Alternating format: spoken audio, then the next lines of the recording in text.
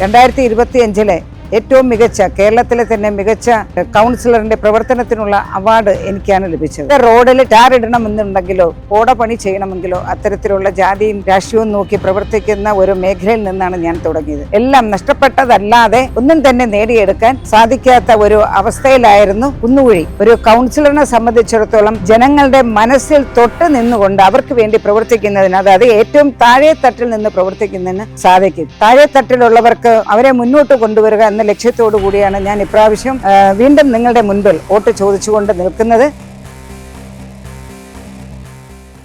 തദ്ദേശം 2025 തെരഞ്ഞെടുപ്പിൽ ഇന്ന് നമ്മൾ പരിചയപ്പെടുത്തുന്ന സ്ഥാനാർത്ഥി തിരുവനന്തപുരം കോർപ്പറേഷനിൽ 2 പ്രാവശ്യം കൗൺസിലറായിരിക്കുകയും ഇപ്പോൾ വീണ്ടും കൗൺസിലറായി സ്ഥാനത്തേക്ക് മത്സരിക്കുന്ന കുന്നുകുഴി വാർഡിൽ നിന്ന് തെരഞ്ഞെടുപ്പിലേക്ക് പോകുന്ന മേരി പുഷ്പത്തിൻ്റെ സ്ഥാനാർത്ഥിത്വമാണ് നമ്മൾ ഇന്ന് പരിചയപ്പെടുത്തുന്നത്. കോർപ്പറേഷനിലെയും പഞ്ചായത്തിലെയും ത്രിതല പഞ്ചായത്തുകളുടെയും എല്ലാ സ്ഥാനാർത്ഥികളെയും, കഴിയുന്നത്ര പരമാവധി സ്ഥാനാർത്ഥികളെയും ഈ ചാനൽ വഴി പരിചയപ്പെടുത്തുകയാണ്. ഞങ്ങളുടെ നമ്പറിലേക്ക് ആളുകൾക്ക് ബന്ധപ്പെടാവുന്നതാണ്. മേരി പുഷ്പത്തിന് സുഭാഷിതം ചാനലിലേക്ക് സ്വാഗതം. നമസ്കാരം. ഞാൻ മേരി പുഷ്പം, കുന്നുകുഴി വാർഡിൽ UDFന്റെ സ്ഥാനാർത്ഥിയായിട്ട് ഇത് 3ാമത്തെ പ്രാവശ്യമാണ് മത്സരിക്കുന്നത്. 2010-15 ഇതേ കുന്നുകുഴി വാർഡിൽ വനിതാ കൗൺസിലറായും അന്ന് വനിതാ സീറ്റിലാണ് മത്സരിച്ചത്. അതിനുശേഷം ജനറൽ സീറ്റായിരുന്നപ്പോഴും മത്സരിച്ചില്ല.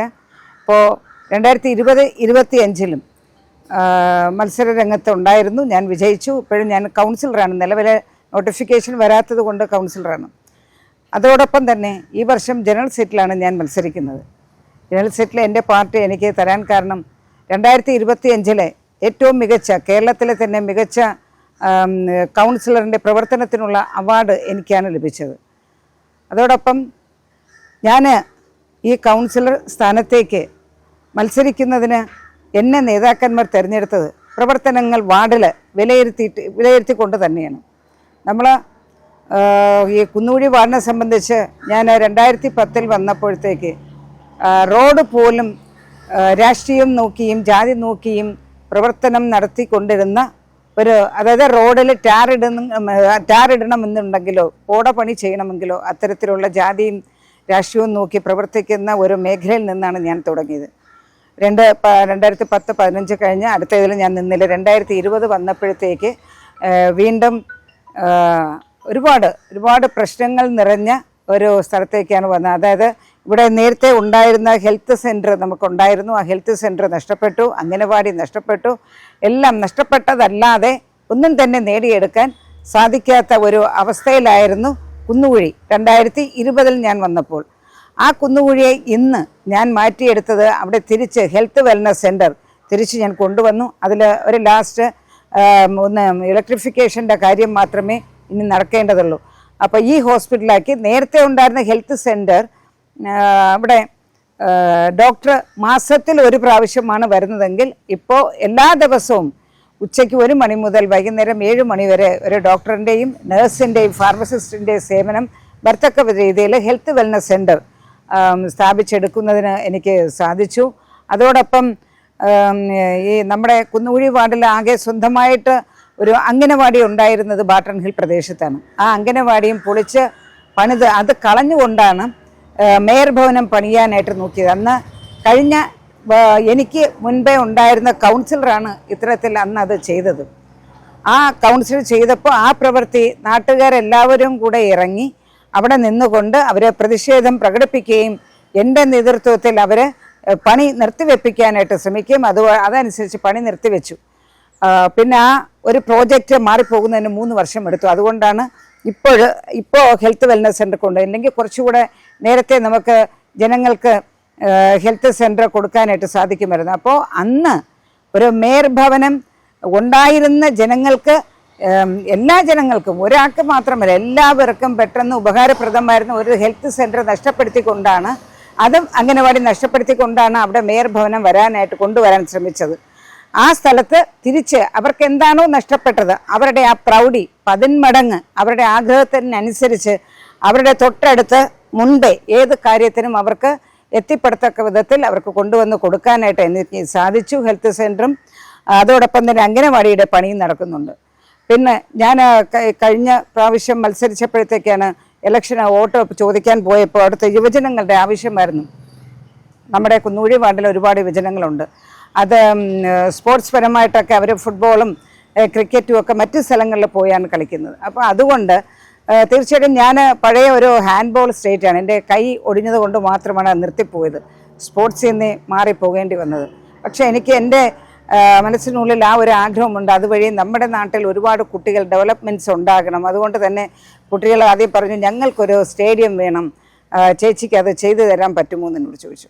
ഞാൻ പറഞ്ഞു തീർച്ചയായിട്ടും നിങ്ങൾക്ക് എന്താണോ ആവശ്യമുള്ളത് അതെന്നോട് പറഞ്ഞാൽ മതി, ഞാൻ നിങ്ങളോടൊപ്പം ഉണ്ട്, എന്നും നിങ്ങളോടൊപ്പം ആയിരിക്കും. അതനുസരിച്ച് അവർ ഇത് സ്റ്റേഡിയം ചോദിക്കുകയും ആദ്യത്തെ വർഷം പ്രോജക്റ്റ് വെച്ചതിൽ ഒന്നാമതായിട്ട് പ്രോജക്റ്റ് വെച്ചു. അവർക്ക് ഫുട്ബോൾ ഗ്രൗണ്ട് ബാട്ടൺ ഹിൽ ഭാഗത്ത് നമ്മുടെ കുന്നുകുഴിയിൽ, അതായത് നമ്മുടെ കോർപ്പറേഷൻ്റെ സ്ഥലങ്ങൾ, വേറെ ഒരു സ്ഥലത്തും കോർപ്പറേഷന് സ്വന്തമായിട്ട് സ്ഥലങ്ങളില്ല. ബാട്ടൺ ഹിൽ പ്രദേശത്താണ് കോർപ്പറേഷൻ്റെ സ്ഥലങ്ങൾ സ്വന്തമായിട്ടുള്ളത്. അവിടെ തന്നെ ഒരു ഗ്രൗണ്ട് ചെയ്ത് കൊടുക്കുന്നതിന് സാധിച്ചു. അതിനുശേഷം അവിടെ യുവജനങ്ങളുടെ ആവശ്യമായിരുന്നു അവർക്ക് ജിംനേഷ്യം വേണമെന്ന്. ഇന്ന് ഒരുവിധം എല്ലാ കുട്ടികളും, അതായത് ഏത് പ്രായത്തിലുള്ളവരായാലും ജിമ്മ് ആശ്രയിക്കുന്നുണ്ട്. അപ്പോൾ അവർ പറഞ്ഞു ചേച്ചി ഞങ്ങൾക്ക് ജിമ്മ് വേണം. ഞാൻ പറഞ്ഞു അതിനെന്താ ചെയ്തു തരാം.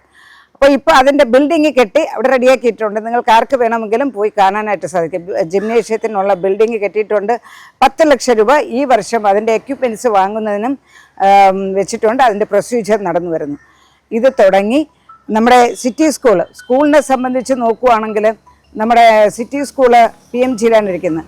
കുട്ടികൾ കഴിഞ്ഞതിൻ്റെ അങ്ങേ വർഷം വന്ന നമ്മുടെ കുട്ടികളാണ് പറഞ്ഞത് അവർക്ക് ഇതേപോലെ ഇവിടെ നമ്മുടെ വാർഡിലുള്ള കുട്ടികൾ അവിടെ ഉണ്ട്. അപ്പോൾ അവർ ഇവിടുത്തെ കാര്യമൊക്കെ പോയി പറഞ്ഞത് കൊണ്ടായിരിക്കാം ആ കുട്ടികൾ, നമ്മുടെ വാർഡിലുള്ള കുട്ടികളും മറ്റ് വാർഡുകളിൽ നിന്ന് വന്ന കുട്ടികളും കൂടെ എന്നോട് വന്ന് ചോദിച്ചു, ആൻറ്റി ഞങ്ങൾക്ക് ഇവിടെ ഫുട്ബോൾ കളിക്കുന്നതിന് ഞങ്ങൾ മഴയൊക്കെ വന്നു കഴിഞ്ഞാൽ ഞങ്ങൾക്ക് കളിക്കുന്നതിനൊന്നും പറ്റൂല, പിന്നെ മറ്റു സ്കൂളുകളിലൊക്കെ ഒരു ഗ്രൗണ്ടുണ്ട്, ഞങ്ങൾക്കതില്ല എന്ന് പറഞ്ഞു. അപ്പോൾ അവിടെയും സ്കൂളിലും ഒരു ഗ്രൗണ്ട് എനിക്ക് ചെയ്തു കൊടുക്കുന്നതിന് സാധിച്ചു. അതുപോലെ തന്നെ സ്കൂളിൽ ഹോള് ഒക്കെ ഞാൻ വന്നപ്പോഴത്തേക്ക് ഇതൊക്കെ പൊട്ടിപ്പൊളിഞ്ഞ് സീലിംഗ് ഒക്കെ പൊട്ടിപ്പൊളിഞ്ഞ് തൂങ്ങിക്കിടക്കുകയായിരുന്നു. അതെല്ലാം റെഡിയാക്കി ഇലക്ട്രിഫിക്കേഷൻ ഉൾപ്പെടെ നല്ലൊരു ഹോള് അവർക്ക് ചെയ്തു കൊടുക്കുന്നതിന് സാധിച്ചു. അതോടൊപ്പം മറ്റു മെയിൻ്റനൻസും ഒക്കെ ഒരുപാട് കാര്യങ്ങൾ നമ്മുടെ ആകെ ഞങ്ങൾക്ക് കുന്നൂഴി വാർഡിലുള്ള ഒരു വിദ്യാലയമാണ് city vocational higher secondary school, അവിടെയും ചെയ്തു കൊടുക്കുന്നതിന് സാധിച്ചു. അത് ഇപ്പോൾ ആ സ്കൂളിൽ എന്ത് കാര്യം നടത്താനും, അതായത് ഗവൺമെൻറ് മീറ്റിങ്ങുകൾ പോലും, സാധാരണ സ്കൂളിൻ്റേതല്ലാത്ത ഗവൺമെൻറ് മീറ്റിങ്ങുകൾ പോലും ഇന്ന് സിറ്റി സ്കൂളിൽ വെച്ചാണ് നടത്തുന്നത്. അത്തരത്തിൽ ബാക്കി ഞാൻ ഈ റോഡും ഇതൊന്നും പെട്ടെന്ന് എടുത്ത് പറയാത്ത, കാരണം എല്ലാവരും ചെയ്യുന്നത് റോഡൊക്കെയാണ്. പക്ഷേ ഈ റോഡും ഓടയും എന്നൊക്കെ പറയുമ്പോഴത്തേക്ക് ആർക്ക് വേണമെങ്കിലും ചെയ്യാൻ സാധിക്കും. മറ്റ് വികസന കാര്യങ്ങൾ നാളത്തെ തലമുറയ്ക്ക് എന്താണോ ആവശ്യം അതനുസരിച്ച് പ്രവർത്തിക്കാൻ, അതനുസരിച്ച് നാളത്തെ തലമുറയെക്കുറിച്ച് ചിന്തിക്കുന്നവർക്ക് മാത്രമേ സാധിക്കുകയുള്ളൂ. അതുകൊണ്ട് തന്നെയാണ് ഉള്ളത് നശിച്ചുപോയ സാധനങ്ങൾ ഉൾപ്പെടെ തിരികെ കൊണ്ടുവന്ന് കൊടുക്കുന്നതിനും എനിക്ക് സാധിച്ചു. അതിന് 2025 കേരളത്തിലെ തന്നെ മികച്ച കൗൺസിലറിൻ്റെ പ്രവർത്തനത്തിനുള്ള അവാർഡ് എനിക്ക് ലഭിച്ചു. അന്ന് അത് തരുവാനായിട്ടും അതെനിക്ക് ലഭിക്കുവാനായിട്ടും സഹായിച്ച എല്ലാവരെയും ഞാൻ നന്ദി പറയുന്നു. ഈ അവസരം അതിനൊരു നന്ദിയൂടെ പറയാനായിട്ട് ഞാൻ ആഗ്രഹിക്കുകയാണ്. അതോടൊപ്പം തന്നെ ഫീൽഡിൽ ഞാൻ വാസ്തവത്തിൽ ഒരു രാഷ്ട്രീയക്കാരി ആയിട്ടല്ല ഇവിടെ വന്നത്. ഞാൻ ഒരു അധ്യാപികയാണ്. സ്കൂളിൽ പഠിപ്പിച്ചുകൊണ്ടിരുന്ന എന്നെയാണ് ഈ രംഗത്തോട്ട് വിളിച്ചു വരികയായിരുന്നു. തീർച്ചയായിട്ടും അവരുടെ പ്രതീക്ഷകൾക്കൊപ്പം അവർ അന്ന് പറഞ്ഞതും അത് തന്നെയാണ്. മേരി പുഷ്പത്തിന് സാധാരണ ഒരു MLAയോ MP ആവുമ്പോൾ എല്ലാവർക്കും എല്ലാ കാര്യങ്ങളും ചെയ്യാൻ കഴിയില്ല. MLAക്ക് MPക്ക് റോഡോ ഇങ്ങനെയൊക്കെയുള്ള കാര്യങ്ങൾ ചെയ്യാൻ പറ്റുള്ളൂ. റോഡ്, ബിൽഡിംഗ് ഇതൊക്കെ വരും. പക്ഷേ ഒരു കൗൺസിലറിനെ സംബന്ധിച്ചിടത്തോളം ജനങ്ങളുടെ മനസ്സിൽ തൊട്ട് നിന്നുകൊണ്ട് അവർക്ക് വേണ്ടി പ്രവർത്തിക്കുന്നതിന്, അതായത് ഏറ്റവും താഴെ തട്ടിൽ നിന്ന് പ്രവർത്തിക്കുന്നതിന് സാധിക്കും. അപ്പോൾ അതോടൊപ്പം തന്നെ ഇതനുസരിച്ച് തന്നെ അവരുടെ പ്രതീക്ഷകൾക്കൊത്ത് എനിക്ക് ഒരുപാട് മുന്നോട്ട് പോകാൻ സാധിച്ചു. ഞാനത് തീർച്ചയായിട്ടും പറയുമ്പോൾ നമ്മളൊരു അഹങ്കാരം എന്ന് വിചാരിക്കരുത്. ഇവിടെ നമ്മുടെ 70, 65, 70, 72 വയസ്സുള്ള അമ്മച്ചിമാർക്കാണ് തൊഴിലുറപ്പ്, അയ്യങ്കാളി തൊഴിലുറപ്പ് പദ്ധതി നമ്മുടെ കോർപ്പറേഷനിലുണ്ട്. കൃത്യമായിട്ടും എല്ലാ കൗൺസിലും, ഏത് കൗൺസിലിൽ ഞാൻ ചോദിക്കാതെ ഇരുന്നിട്ടില്ല, എല്ലാ കൗൺസിലിലും മാക്സിമം തൊഴിലുറപ്പ് എപ്പം നിർത്തുമോ അപ്പോൾ ഞാൻ ചോദിക്കും ഇനി എന്നാണ് തുടങ്ങുന്നത് ഒരു വർഷം 100 ദിവസമെങ്കിലും അവർക്ക് തൊഴിൽ ലഭിക്കണം എന്നുള്ള നിയമപ്രകാരം ഇത് തൊഴിലുറപ്പ് തുടങ്ങിയതെങ്കിലും നമ്മുടെ കോർപ്പറേഷനിൽ വളരെ കുറച്ച് ദിവസം മാത്രമാണ് തൊഴിലുറപ്പ് നടക്കുന്നത്. അതും പലപ്പോഴും കൗൺസിലിൽ ഞാനാണ്, വേറെ ആരും ഇതുവരെയ്ക്ക് തൊഴിലുറപ്പിൻ്റെ കാര്യം ചോദിച്ചതായിട്ട് കേട്ടിട്ടില്ല. എൻ്റെ വാർഡിൽ തന്നെ 62ഓളം പേര് തൊഴിലുറപ്പുമായിട്ട് ബന്ധപ്പെട്ട് നിൽക്കുന്നുണ്ട്. അതിൽ എങ്ങനെയും ഒരു 42 പേര് മിക്കവാറും മിക്ക ദിവസവും ജോലിക്ക് ഉണ്ടായിരിക്കും. അപ്പോൾ അതും ഇപ്പോൾ തൊഴിലുറപ്പ് വീണ്ടും നിർത്തിവെച്ചിരിക്കുകയാണ്. കാരണം ഇലക്ഷനൊക്കെ വരുന്നത് കൊണ്ട് അവർ മനഃപൂർവ്വം നിർത്തിവെച്ചതാണെന്നറിയാം. പക്ഷെ വെറും ഈ വർഷം 45 ദിവസം മാത്രമാണ് തൊഴിലുറപ്പ് നടന്നത്. അപ്പോൾ അത്തരത്തിൽ തൊഴിലുറപ്പായാലും പിന്നെ പച്ചക്കറികളായാലും 100 പേർക്കുള്ള കിറ്റാണ് നമുക്ക് തരുന്നത്. വാസ്തവത്തിൽ അത് ഞാൻ ആ 100 പേർക്ക് തരുന്നത് ഏകദേശം കഴിഞ്ഞ വർഷവും കൊടുത്ത 162 പേരിലാണ് എത്തിക്കുന്നത്. അതിപ്പോൾ എല്ലാവരും വിചാരിക്കും എങ്ങനെയാണ് അതെങ്ങനെ 100 പേർക്ക് വരുന്നത്. അതായത് നമുക്ക് കിറ്റ് കൊണ്ട് തരുന്നുണ്ട്. കിറ്റെന്ന് പറയുമ്പോഴത്തേക്ക് ഈ കിഴങ്ങ് വർഗ്ഗ കിറ്റെന്ന് പറയും. ഒരു ചാക്കിൽ ചേന, ചേമ്പ്, കാച്ചിൽ, പിന്നെ ഇഞ്ചി, മഞ്ഞൾ ഇതെല്ലാം കൂടെ ഒരു കിറ്റാക്കി കൊണ്ടുവരും. ഇതിലാണെങ്കിൽ ഓരോ കിലോയൊക്കെയാണ് ഈ സാധനങ്ങൾ ഇരിക്കുന്നത്. അപ്പോൾ പലർക്കും അത്രയും വേണ്ടി വരില്ല. കാരണം നടുന്നതിന് നമ്മുടെ കൃഷിക്ക് നമ്മുടെ ഒരു വീടിന് വേണ്ടിയിട്ട് പച്ചക്കറി കൃഷിയും മട്ടുപ്പാവിലെ പച്ചക്കറി കൃഷിയും അടുക്കള മുറ്റത്തെ പച്ചക്കറി കൃഷിയും പ്രോത്സാഹിപ്പിക്കുന്നതിനായിട്ട് അതിൽ ഈ വലുതായിട്ടിരിക്കുന്ന ചേനയൊക്കെ മുറിച്ച് പീസാക്കി ഓരോരുത്തർക്ക് ആവശ്യമനുസരിച്ച് കൊടുക്കുന്നതിന് സാധിക്കുന്നത്. അപ്പോൾ അങ്ങനെ വരുമ്പോഴത്തേക്ക് 100 പേർക്ക് തരുന്ന സാധനം കൂടുതൽ പേരിലേക്ക് നമുക്ക് എത്തിക്കുന്നതിന് സാധിക്കുന്നുണ്ട്. അതുപോലെ തന്നെ കട്ടിലായാലും പിന്നെ കോഴിക്കുഞ്ഞുങ്ങളായാലും കഴിഞ്ഞ പ്രാവശ്യം ഏറ്റവും ലാസ്റ്റ് ഞാൻ കൊടുത്തത് 256 പേർക്കാണ് കോഴിക്കുഞ്ഞുങ്ങൾ കൊടുത്തത്. അപ്പോൾ പലരും എനിക്ക് എൻ്റെ അടുത്ത് സ്നേഹത്തോടു കൂടി അവരൊക്കെ മുട്ടയൊക്കെ കൊണ്ടുവന്ന് തരാണ്. ഞാൻ പറയാം എനിക്കതൊന്നും വേണ്ട. കാരണം അവർക്ക് വേണ്ടിയിട്ട് അവരുടെ ഒരു സ്വയം തൊഴിൽ അതെന്ന് പറയുമ്പോഴത്തേക്ക് സ്വയം തൊഴിൽ എന്ന് പറയുമ്പോൾ ഇപ്പോൾ എല്ലാവരും വിചാരിക്കും 5 കോഴിയില്ല. 5 കോഴിയിൽ നിന്ന് കിട്ടുന്ന ഒരു കോഴിയിൽ നിന്ന് 10 മുട്ട കിട്ടിയാൽ ആ 10 മുട്ട വെച്ച് വിരിയിച്ച് കഴിഞ്ഞാൽ അടുത്ത 10 കോഴിയാകും. അങ്ങനെ ഈ എത്ര പിടക്കോഴിയാണോ കിട്ടുന്ന ആ പിടക്കോഴിയിൽ നിന്ന് കുറഞ്ഞത് ഒരു വർഷം 30 കോഴിക്കുഞ്ഞുങ്ങളെങ്കിൽ ലഭിക്കുകയാണെങ്കിൽ തീർച്ചയായിട്ടും അവരുടെ ഭാവി ജീവിതം പടിപ്പടിയായിട്ട് ഉയർത്തിക്കൊണ്ട് പോകുന്നതിന് സാധിക്കും. അപ്പോൾ പലപ്പോഴും ഞാൻ എന്ത് കാര്യം ഞാൻ ചെയ്തു കഴിഞ്ഞാലും അങ്ങനെയാണ് ചെയ്യാറുള്ളത്. കാരണം അവർക്ക് ഇതുകൊണ്ട് എന്ത് നേട്ടം, ആ നേട്ടം അനുസരിച്ച് മാറ്റിയെടുക്കുന്നതിന് ജനങ്ങളെ മാറ്റിയെടുത്ത് വീണ്ടും ആരുടെ മുൻപിലും കൈനീട്ടി നിൽക്കാതെ അവരെ സ്വന്തം കാലിൽ നിന്നുകൊണ്ട് സ്വയം, അതായത് ഏത് പ്രായത്തിലുള്ളവരെയും, അതാണ് മറ്റൊരു കാര്യം ശ്രദ്ധിക്കേണ്ടത്. നമ്മുടെ സാധാരണ ഒരു പ്രായം കഴിഞ്ഞ് കഴിഞ്ഞാൽ ഇന്ന് ആർക്കും ജോലി ചെയ്യാൻ പോകാൻ പറ്റാതെ, അല്ലെങ്കിൽ 60 കഴിഞ്ഞാൽ സാധാരണ ഗവൺമെൻറ് ജോലിക്കാരെ റിട്ടയർ ആവും. ഇതൊന്നുമില്ലാതെ കൂലിപ്പണിക്ക് പോകുന്നവരാണെങ്കിൽ ഒരു സമയം കഴിഞ്ഞാൽ അവർക്ക് ചെയ്യാനായിട്ട് പറ്റില്ല. പക്ഷേ അങ്ങനെ പറ്റാത്ത അവസ്ഥയിലും അവർക്ക് ഈ തൊഴിലുറപ്പുകളൊക്കെ ഒരുപാട് സഹായമുണ്ട്. ഇതുപോലുള്ള ഒരുപാട് കാര്യങ്ങൾ, ഒരുപാട് പ്രവർത്തനങ്ങൾ ചെയ്തു വരുന്നുണ്ട്.